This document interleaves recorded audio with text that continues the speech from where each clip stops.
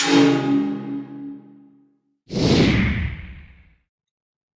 let's talk about boiling. The boiling point is the temperature at which the vapor pressure of the liquid is just equal to the external pressure on the liquid. This can be determined for 4 different liquids on table H and is a very common Regents question, but we'll get to that in a second. Since the boiling point is where the vapor pressure equals the external pressure, the boiling point can change if the external pressure changes. So therefore, we need to define liquids with a normal boiling point.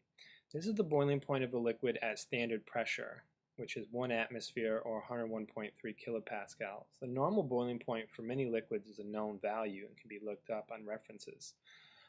If the pressure changes, like if you go to Colorado and you're now at a lower atmosphere, water is not going to boil at the same temperature. But the normal boiling point for water is defined as where it would boil if it was at sea level. So things like atmospheric pressure can affect the boiling point, like we said, and here's an example. So if we're at sea level, the atmosphere above is always pushing down with a pressure of 101.3 kilopascals. We call that standard atmospheric pressure.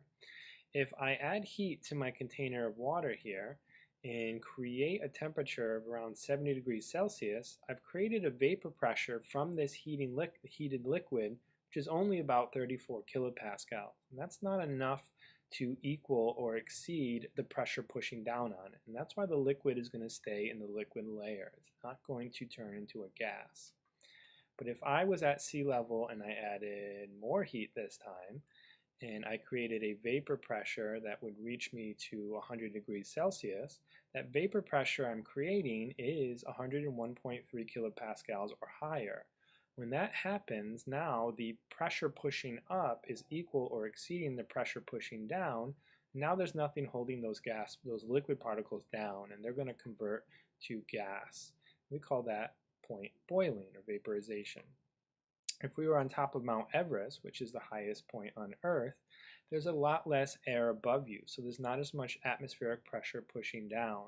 There's only about 34 kilopascals. So if I heat up the liquid this time to a temperature of 70 degrees Celsius, I'm going to easily create 34 kilopascals or higher of vapor pressure, which will cause that liquid to start boiling. So it's much easier to boil liquid in higher elevations than it is in lower elevations. And this has practical applications in all sorts of recipe adjustments you might see in cookbooks or instruction manuals. So here's table H. This is a table that shows the vapor pressure of 4 liquids. Let me show you how to use it here. You might notice this dotted line. We'll get to that in a second. There is vapor pressure on one axis, and you can see that's in kilopascals, and there is temperature on the other. The 4 liquids are propanone, ethanol, water, and ethanoic acid. I have no idea why they chose these 4, but these are the 4 they chose. And sometimes the proof or evidence that you need to use table H will just be seeing these 4 choices as a multiple choice question. So there's a dotted line running across. You can see that it is labeled for you 101.3 kilopascals. Remember that number is standard atmospheric pressure. And the vapor pressure is represented by these sweeping lines that you see here. So when the vapor pressure of these lines meets or exceeds standard pressure, that's when these 4 liquids would boil.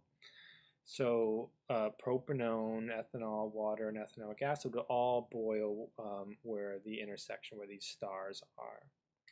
So if you just read down, that would be the temperature where each one of these things would boil. That would only be if we were at standard atmospheric pressure, 101.3 kilopascals. You'll see when we practice these table H questions, sometimes the vapor pressure can change, and you're going to have to change your answer here. Let me show you. So which substance has the lowest vapor pressure at 75 degrees Celsius? So vapor pressure here is on the left. So all you really need to do is go to 75 degrees Celsius, go up till you get to your first line, and then over. That looks to be a little bit higher than 20. We'll call it 22 kilopascals. That means that this line here, ethanoic acid, would have the lowest vapor pressure, 22 kilopascals, at 75 degrees Celsius. Water would be somewhere up here. If we follow the line to ethanol, we see it's jumping quite higher. and propanone is almost off the chart at the top here. Let's look at another one. When the vapor pressure of water is 70 degrees or 70 kilopascals, the temperature of the water is what?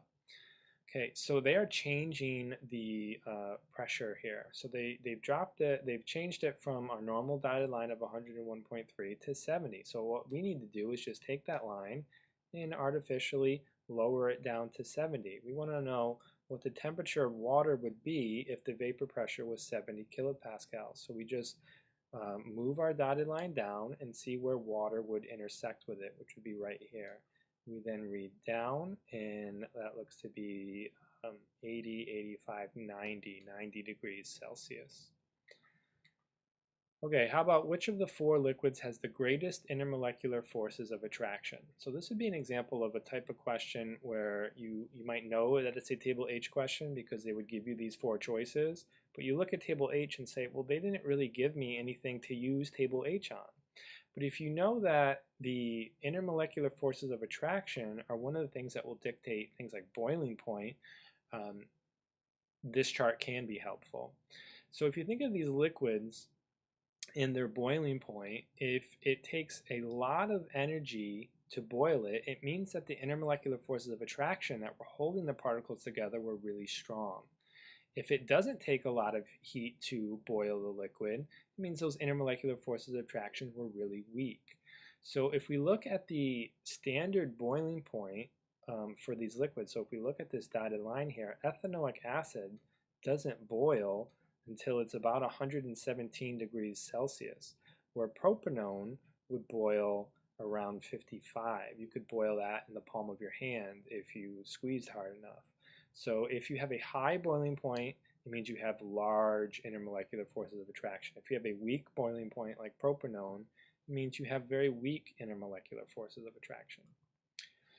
So let's talk a little bit more about boiling. Turning down the source of external heat is obviously going to drop the liquid's temperature below its boiling point. So if you had a cup of water on the stove and it was boiling, if you turn the stove off, we know that it would eventually stop boiling.